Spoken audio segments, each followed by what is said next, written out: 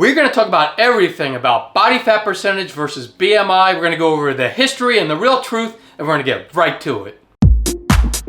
So the BMI was actually invented in the 1930s by a Belgian statistician, sociologist, astronomer, and mathematician named Adolphe Quetelet. And he did it to measure obesity, and he did it based on what an average man should weigh. Now the formula is a little complicated. It is, you take the weight in pounds and you divide that by your height in inches squared times a factor of 703.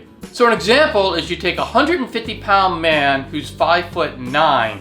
So you would take 150 divided by 69 inches, because that's what 5'9" is. So you take 69 inches squared, so 69 times 69, and then you take 150 and divide it by that number, and then you multiply that by this factor that he came up with, I don't know how he came up with it, of 703, and you would get 22.14. And that would become, because you round it to basically 22 on the BMI chart. And 22 does fall into the normal category. Now it does not take into account body composition, that is fat versus the rest of your body, or fat versus muscle in your body. And we're going to get into that in a moment. So now let's talk about body fat percentage. Body fat percentage is you take the total mass of body fat and you divide it by the total body mass. So there's different ways to do this, and one is to be submerged in water. And that's the most accurate way to do it. Hydrostatic weighing is one of the most accurate ways to measure body fat, but it's very difficult to do. You are submerged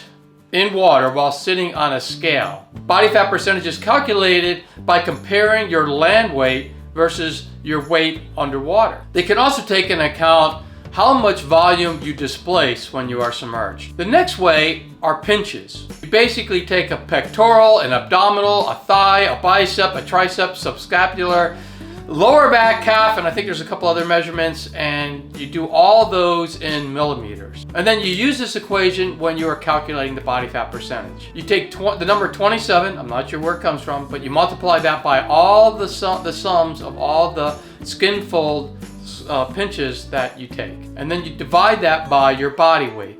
Height, age, and weight are also, and some other specific measurements like neck and your waist are taken into account when coming up with the body fat percentage. Now, I don't know how you could do this easily, but there are places you can go and get that measured.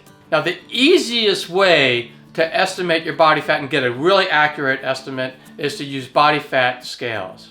There's a scale called Arboleaf scale for body weight, and it takes 14 key body composition analysis when you're doing this. And the amazing thing is it syncs to your iPhone. It's unbelievable in that sense. It costs less than $30 when you buy it. I'll put a link in the description. You can get it on Amazon. It's very cheap, and it talks to your phone. I have an iPhone, so I know it works for that. There's an app for it. There's no subscription for that as far as I know, because I'm not paying anything, so I don't think there's a subscription.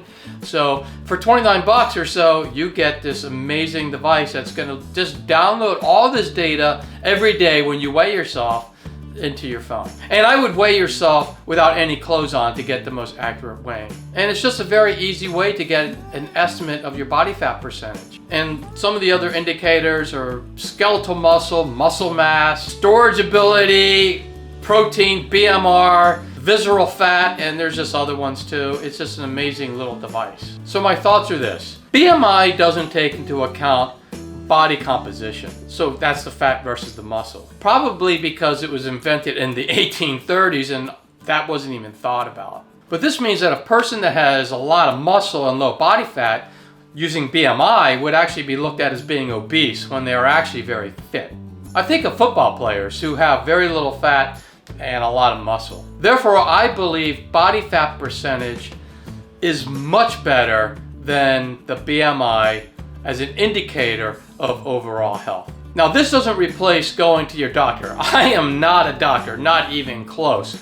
So make sure you go consult your doctor and make sure you get your annual exams to make sure that you are healthy. So what are your thoughts? Leave them in the comments below. I'd love to read them. And I hope I was able to answer questions on the BMI versus body fat percentage. And if you have any questions, please leave them in the comments below and I will get back to you as soon as possible. Have an awesome day.